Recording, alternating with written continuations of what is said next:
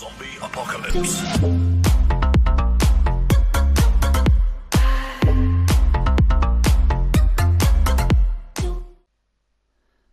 Now then, how are we all today? It's Bernie Booth on here, and here we go with another roster tactics help video. And today, well, we are doing halflings. Already we have done the goblins and we've done the ogres. And now it's a turn of the halflings, who for some reason are extremely popular. A lot of people couldn't wait for halflings. I thought everybody would have wanted goblins, but nope, everyone was like, oh, I can't wait for halflings. And I'm like, really? Little fat devils with like hairy feet who would like to eat loads of food? I totally get that, but as a team? Oh, I don't know. But so basically what I'm doing in all my my roster videos is we'll have a look at a few of the starter rosters, how we could go about it, and then because obviously I play in the Champions Cup as well, the official Cyanide League, and then I'll pick which one I would take into the cup if I was trying to qualify for the playoffs with them, and then at the end we will have a look at different builds on the halflings and the trees as well, and why we would go that way, and try and help you get a decent enough halfling team as best you can. So without further ado, let's start off with this roster. And obviously the best thing about halflings, well, there's two good things about halflings. You're allowed 2 trees, and you get the halfling master chef for 100k, which is fantastic. Anyone who doesn't know what a halfling master chef is, you roll 3 dice, and for every 4 plus you get, you pinch your opponent's rerolls. So you got potential of 3 rerolls there. Other thing as well as the trees do not have loner. How fantastic is that? No loner there at all. So what that basically means is obviously they're a lot safer to use, and obviously for throwing purposes and all that, they are a lot more reliable. So these are fantastic, and obviously for things like if the root, the roll 1 and take root, yeah, you're more than inclined to use a reroll to stop them from getting stuck in the mud, shall we say. So that is obviously massive, and not having learner. This to me is the standard build for halflings: 2 treemen, and then 12 halflings, 14 rerolls, an apothecary, 110 grand in the bank, so it's under the 150 grand, and team value is only 890. Now, you could add another reroll if you want to and go 5, and then you're now 50 team V. The reason why I put it at 4 is just because obviously it gives me the option of, because like I say, most new teams are around the 979, 80, 1,000, so it gives me the option to get myself in inducement, to get myself halfling master chef, and that's the only reason why. Like I say, you could go like that in 950, and if you're lucky enough that the guy you meet is 1,000 or higher, then obviously you can use even your own cash if you want to get the master chef. It just comes down to if you want the 5th reroll or not. But yeah, I mean, like I said, halflings only movement 5, strength 2, agility 3, and armor 6. So they are going to break a lot, and they do come with stunty. So yeah, you need plenty of them. So that's one way of doing it. Now, the other 2 builds I've got is where we take a stadium. So, for instance, as you can see here, I've got the 2 treemen, and I have 11 halflings. I only have the 3 rerolls, but I do have the apothecary. And what I've basically done here is basically upgraded the stadium, and then given it an upgrade, or an inducement upgrade, whatever you want to call it. I wasn't really sure what to give them, because nothing really stood out. I've gone for the Nuffle Altar just because I'm thinking, you know what, a lot of times I might be 200-300 down, and if I can somehow scrape together to get the big star pillar treeman, or even Puggy Baker Breath, I'll just bring something in, and that'll help. So I'm not totally set on the Nuffle's Altar, but I do think it's probably one of the better ones. And what basically that does as well is your team value is only 800, so you're probably going to get between 150 200 points in inducements, what could get you the halfling chef, or could even get you a star player, whichever way you want to go. You've got your your apothecary. I would save this apothecary just for the trees. I would not be saving any of these bad boys. Yes, they are armor 10, but obviously, you know, they can be broken. And if you lost one of them, that would be a huge blow. 120 grand, a lot of cash. So that's what I would do. Like I said, the only bad thing with this is you've only got 3 rerolls, so that is a major negative with this build. But like I say, your team value is only 800, so you know you when you're playing halflings and goblins, you want the inducements. You want to be able to have the inducements to spend, and that basically does that. Now, like I say, if you're not happy with just the 3 rerolls and stuff like that, then there is another way you could do it, and this is I've called it the empty stadium. Basically, what you do is you when we go to it, you buy the upgrade to level 2, but you don't buy the enhancement yet. But what that does is then it gives you the option with that 100k, what you would have spent on the inducements, you can get yourself an extra reroll. So you've got 14 rerolls, and obviously you've got your apothecary, but you can also add another halfling. So it gives you 14 players, and it also gives you a team value 890. So there's a good chance of you getting around that 100k mark to get the halfling master chef.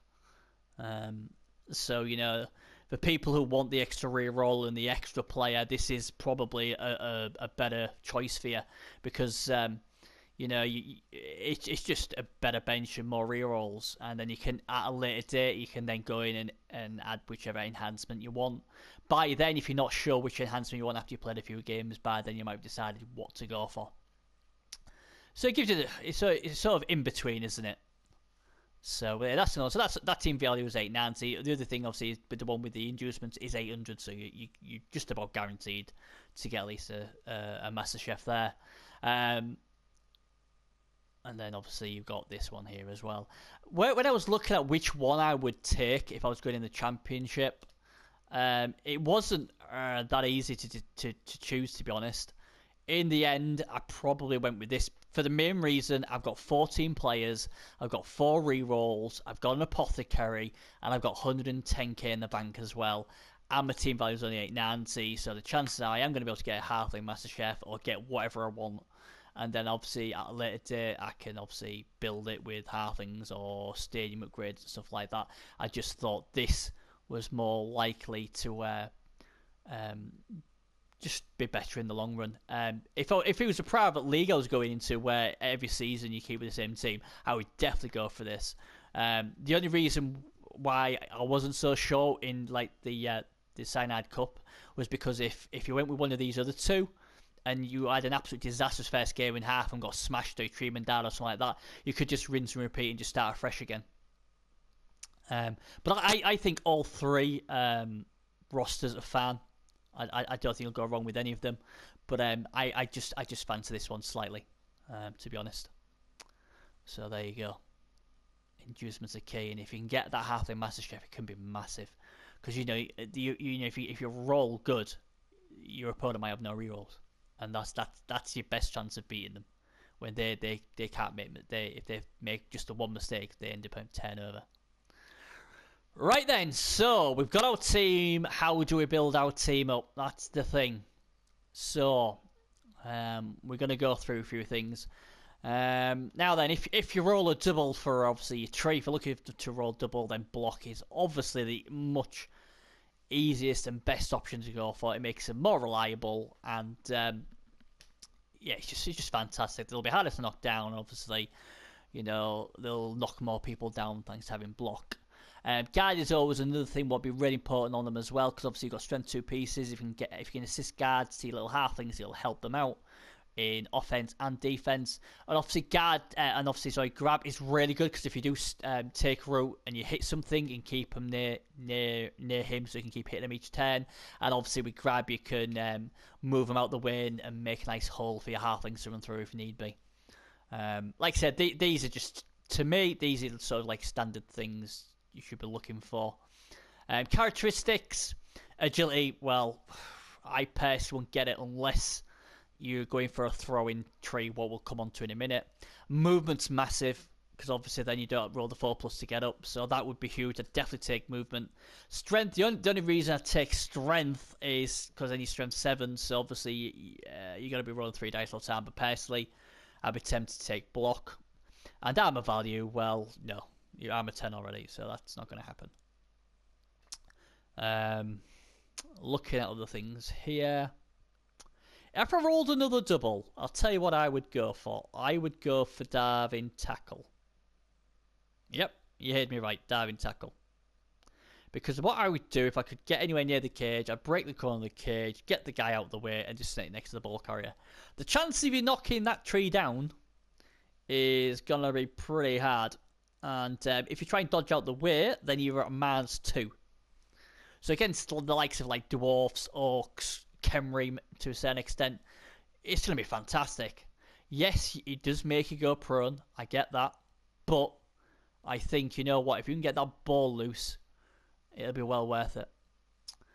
If you're thinking, you know what, Barry, that is just an absolutely ridiculous, stupid, crazy thing to do, then alright, fair enough, we won't go that route. The only other option I would go for is leap. No, I'm joking. Hope I got someone with that. And I'd go with dodge. Because then obviously you've got blodge, so then obviously, you know, it would be just fantastic. In fact, look, let's look at this beautiful thing. There we go. So we would have a strength 6 blodge tree, and again it could hit the cage and park himself next to the ball carrier, and obviously he ain't moving unless you get a power, and even then you only put him on the floor.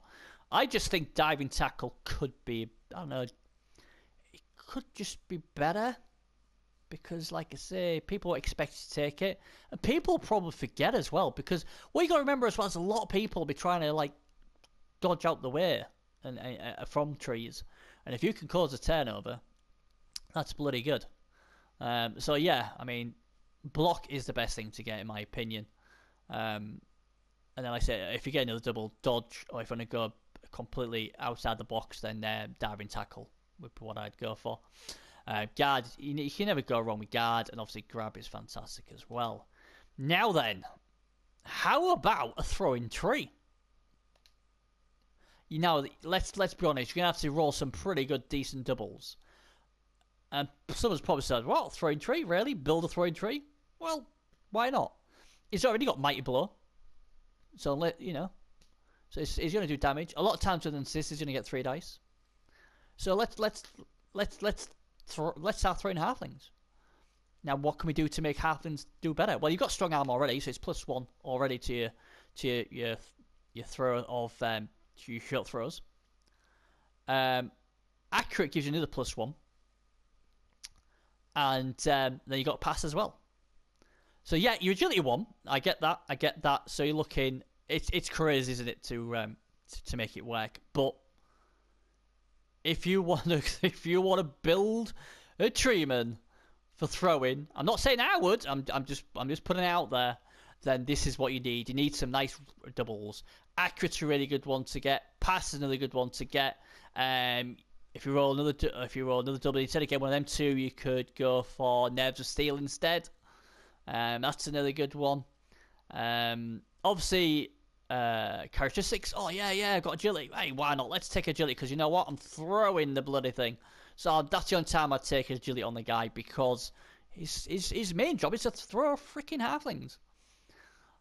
So yeah, it is a crazy build, and it's probably a build I would never do. And yes, you need massive good dice to get it. But if you want a crazy build, and don't forget as well, it's not just about throwing and scoring. You can pick an halfling up and throw it at a cage, or throw at the ball carrier if it's potato in. There's a lot of good fun you could do with this build.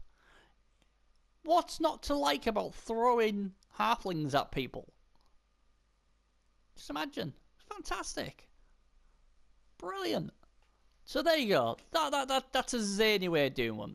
But hey, if you don't roll any doubles, like me, I never seem to roll any doubles on the big guards.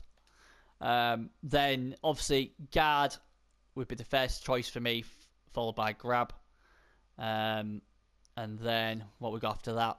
Multiple block can be quite useful. It helps Anarian win the PC final this season when his tree got to block 2 people down. So yeah, I certainly would recommend that. Break tackle again is another thing you can do. Strength 6 going into a cage, that's very useful. If I went break tackle first and then I rolled a double, I'd go dodge. Bit similar to if you look at my my video with ogres. I like the synergy on these big guys where they're in break tackle and dodge because, like I say, into a standard cage, -3 tackle zones. You know you're gonna love it. You've got break tackle and then you got dodge as well for the reroll. And obviously, if you do you are successful with the dodge into the cage, then you're going to be getting 2 dice on the ball carrier. So that's another option you can do. I've never really been a big fan of Juggernaut with trees, to be honest. So yeah, like I said, I'd start with guard and grab, and then after that, if I won't get any more doubles, I'll be looking at things like multiple block and break tackle. Anyway, there's the trees. Now then, let's have a look at the halflings. So the standard one with stunties you usually see, you see this in skinks, you see this in goblins, and you know, you also see them just with goblins. Sidestep and diving tackle are the 2 staple things you see. Basically, because you can mark up the opposing player, and if they don't knock you down, then obviously you stick on them, or if they want to dodge out the way, you got a -2 because of diving tackle, and these are great. There's nothing wrong with this, and I use it a lot as well with stunties. The problem I have with these is obviously you're only armor 6, so that is that is a main issue, and you got stunties, so +1 to the injury roll. So although these are good, and to be fair, getting a halfling with 2 level ups is a fantastic achievement already. So you know, they don't last very long, and that's the problem. When you have this sort of combination, you're best trying to block running lanes so that they have to either blitz your guy and use the blitz for the turn, or they have to, you know, dodge out the way, and then that's when your diving tackle comes in at -2. You only really want to be like marking up as a last-ditch effort, or you're putting a lot of pressure on to try and get the ball that turn. If you do it all the time, these guys will die pretty quickly, or just get wrecked, so there's no point keeping them. But that, like I said, that is a very popular build. Now then, this one, again, I'm trying to do like 2 skills or 3 at the most because halflings don't last that long. This one, basically, there's 2 reasons why I did this one for short feet and sprint, because obviously short feet makes going to GFRs allegedly safer, and then obviously sprint gives you the extra 1, so potentially movement 8. The thing is if you do throw your halfling, and if by some miracle it works and it lands on his feet, then obviously, you know, the extra movement and the extra reroll in short feet is a godsend, because a lot of the times you'll be using that reroll for the throw or for him landing on his feet. So you know that short feet reroll is priceless, and obviously, you know, it's random where they go. So any extra movement you've got could be the difference between scoring or not, or getting himself somewhere safe. So I think that's really good. And if he's your ball carrier, it means he can move and use his little legs a lot faster. And obviously, as well, he can move around the pitch a lot as well, and a lot safer. So you're trying to make that movement 5 go a lot faster with the minimum of risk involved. The other option, what I quite like, is show feet and catch. So, you know, you get 3 or 4 of these guys, and you got the ball, and you send these guys up, but they all go all over the place, and they can move a little bit faster because they've got sure feet, and they've got the catch skill as well, so you can hand off to them. And the thing is, if you have so many of these flooding the opposition's half, then usually you're going to see gaps. Either they're going to send so many of their players to mark these guys up, what then gives you space to move up the pitch, or what they're going to end up doing is they're probably going to tag him maybe with one player, and then obviously you can go up, hand it off to him. Yeah, it's a -1, but you've got the reroll with the catch ability, so you know you're probably still looking like a 4+, worst case scenario 5+, and you've still got a chance of doing it. So having these spreading the field is great, because what you don't want is your opposition crashing your cage, because there's only going to be one winner there, and it ain't going to be you. So being able to get the opponent's defense spread is your best chance of obviously scoring. And the other good thing as well is if you're going to throw this guy, if he's next to the tree man and then the other guy comes up and hands it off, it obviously then gives you the built-in reroll for the catch. So that means it still saves your reroll for when the tree grabs you and throws you. And then obviously you've got the show free built in for your free reroll when you're trying to run for that end zone with the GFRs. So this is a really nice synergy here, and I like this build because it lets you do so many things. It lets you make them go forward. It lets you make the opponent's defense have to respect the halflings' deep threat, and yeah, it's fantastic. Obviously, movement on these guys is great as well. I'd more likely want to take the movement though on my ball handler than just one of these standard guards, but yeah, movement would be good. So yeah, so I like them a lot. Now, if you get agility, there's two ways you can go about it. If you're looking to get agility, and then hey, look at this, you've been fantastic. You rolled a few doubles. Hey, block obviously with agility would be fantastic because obviously then you become blodge and you are dodging everywhere in a 2+. Fantastic. Obviously, agility also helps you when the trimmer throws you, so it helps you land better. And short hands is anything you can take just in case where someone comes into your cage and tries to strip ball you. War dancers, for instance. So again, that gives you a good synergy.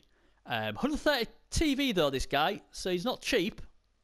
But you know, you can afford one guy, I suppose, like this. Chances are the opposition are going to try and break this guy pretty quick. But if you can get built like this, then obviously it's going to really help. It gives you again different options with this guy, and I think this is what you got to do with halflings: is try and give him skills so it helps him in 2-3 different ways. And like I say, with this guy, it helps him when he's thrown, it helps him when he's dodging, it helps him, you know, being just a ball carrier, and obviously picking the ball up.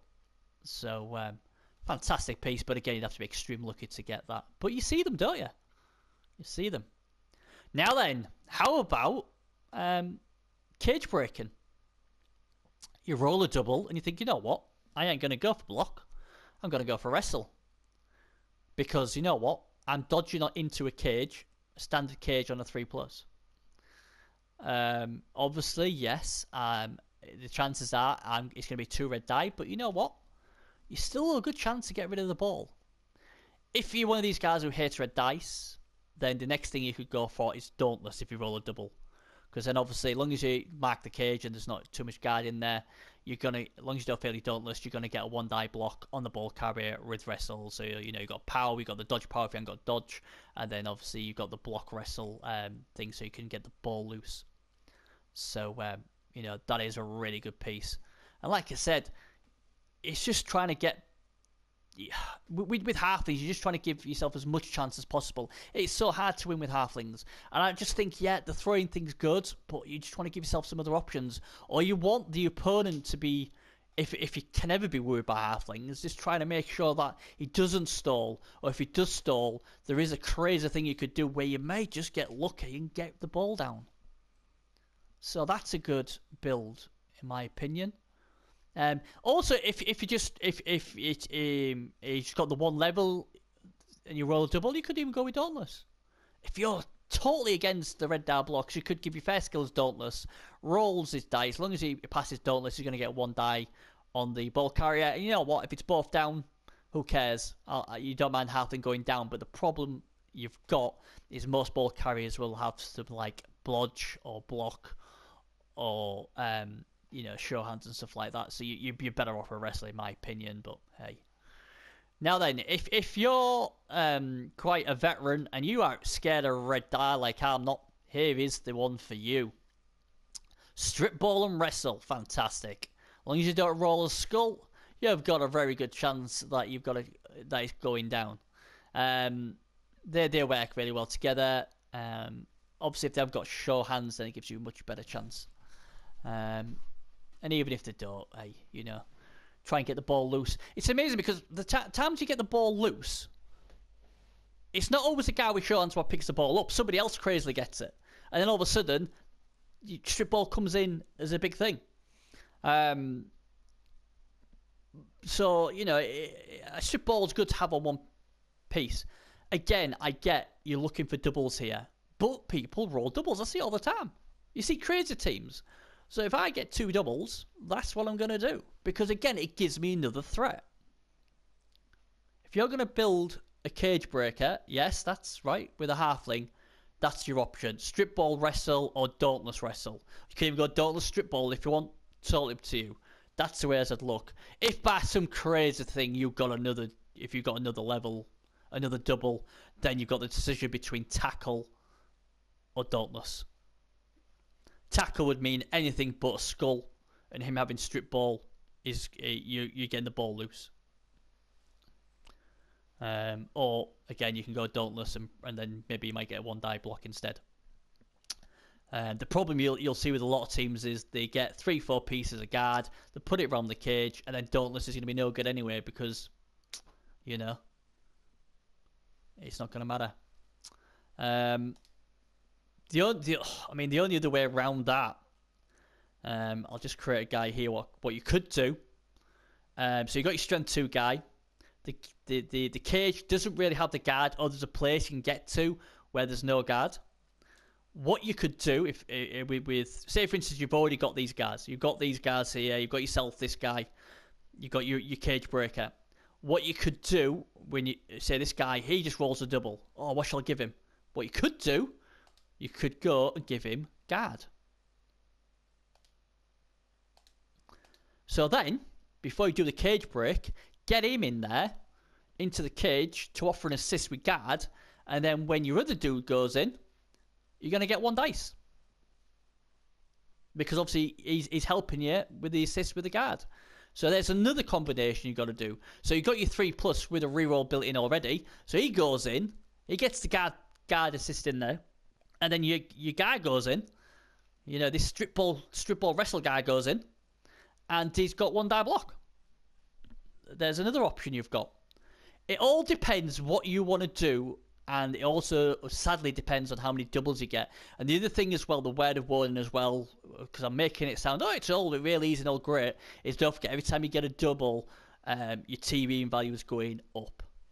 But if you just have a look at this team value, 1210, that's now, is it?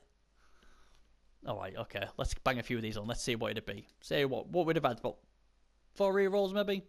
An apothecary? 1500. Oof. Now, if this comes into a 2000 TV, we're a bit minced, aren't we? But again, Halfling Master Chef, get the star player tree, various stuff. But yeah, you probably got what? I wouldn't have many of these, would we? Let's say 3 of them, maybe. Yeah. So you know, that's the problem when you get teams like this. You are going to go against big nasty things. But my opinion is you just trying to get options. Maybe I'm too trying to win this. With halflings, I don't know. I mean, obviously with halflings it's hard to win, but to me it's a challenge. I look at it as a challenge. What can I do? I need to get the best I can out of my little halflings. What's the best thing I can give them so they can do more than 1 roll? You know? And obviously this is what these guys do. This guy, I like this guy because it gives me loads of options. He's one of my favourite guys. It gives me the catch skill. And also, with intercepts, believe it or not, you get a reroll on intercept as well, don't you, with catch? If you get the little halfling in the passing lane. You know? You know, you can run him up the field. You can hand him off, try and score. You can throw him. You can hand off. Then the tree throws him, and then you got short feet for the JFRs if he passes the throw and the landing. It's all the synergy of getting your little guards to do more than 1 job. And that's the way I would play them if I was trying to qualify. Because don't forget, in the cup, and don't forget, I mean, I don't know what they're going to do for this season, because it's still up in the air, because obviously we're trying to get rid of all the bugs. Obviously we basically want a Champions Cup with as little bugs as possible. But there is going to be cash prizes. If not this season, probably the season after. So you know what? Hey, there's a halfling spot available. Somebody's got to take it. You know, I mean, it wasn't that long ago. Was it 6-game Bretonians got to the final on the PS4? Got to the final. No one gave them a chance. Now, granted, Bretonians are slightly a bit better than halflings, but you can make good halfling teams. You've just got to get lucky with the dice.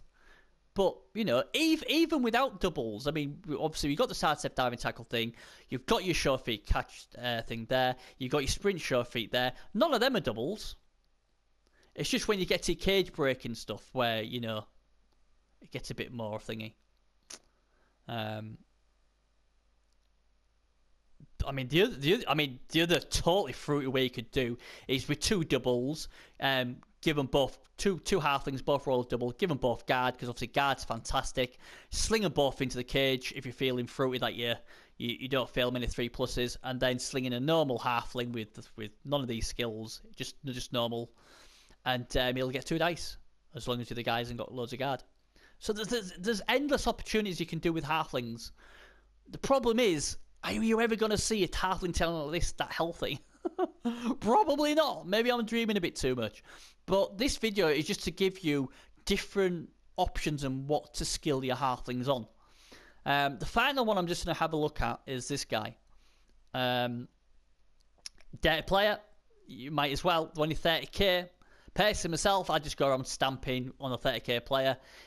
Sneaky git makes him very useful. Data player is good, but again, what I don't like when I have sneaky and data player, yes, they're both really good, but look at the TV value at 80 for a fouling player. If I've got a, like I said on my, I think it was, I don't know if it was my ogre video or my goblin video, if I've got a TV value of 80 or something like that, I will not be stamping on zombies and stuff. I would be using this guy to take a pristine target out, war dancer, a catcher, a blodger, something good. I don't want him getting sent off to a 40k player. I think personally, sneak it by yourself's fantastic. If you did, I mean, if you did roll a double, I don't think I'd go data player. I'd be using that skill for something more useful on one of the other builds. But if you definitely want data player, then this obviously is, if you like fouling and you believe fouling's the best chance of winning, then that is the best way of getting people off the pitch. But the TV is 80. That is the only concern. Right, okay. Stats. Let's have a look at the stats, shall we? Sorry, the characteristics. Would I take strength? Yeah, sort of, depending on which one gets it. Because again, strength 3 ain't that great. Sorry, it just ain't on a halfling. And I'm giving up a 50 TV for it. I'm not bothered either way. I think with this guy, it would depend which one he went on. If he went on my ball carrier, hell yeah, I'd take strength. Especially if he's already got block. If it's just on, I don't know, if it's on a data player or a sneaky git, then no, I wouldn't take it. If it was on my diving tackle, sidestep guy, possibly. I don't know. I'd more than likely give the strength to a guy who's already going to be my cage diver or my ball handler. Everything else, I'm not so sure on. Agility, definitely take agility. That's something I'll take every day of the week.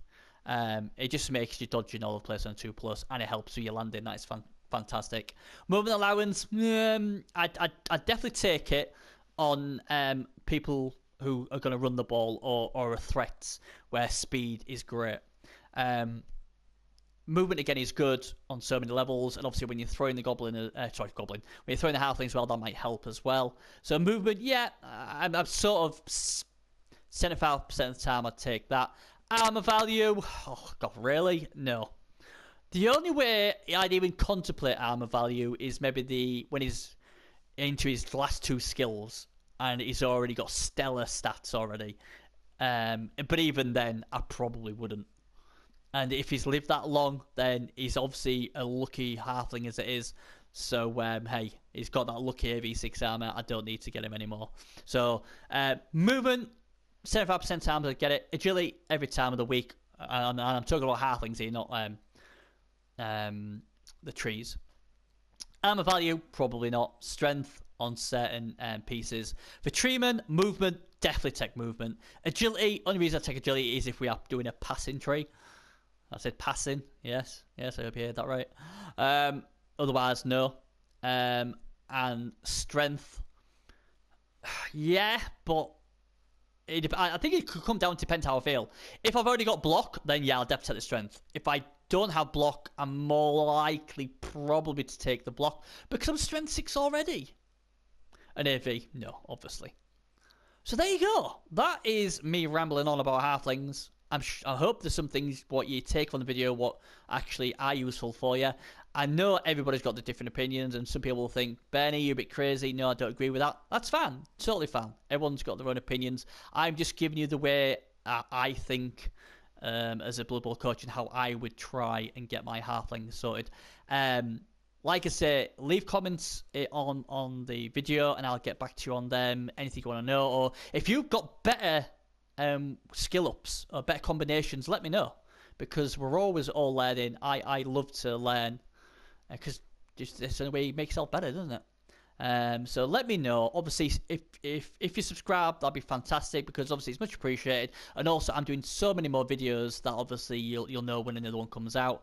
We're going to be having we're doing all the rosters, so that'll be the 8 Legendary Edition rosters first. Then I'm going to go back with all the other teams.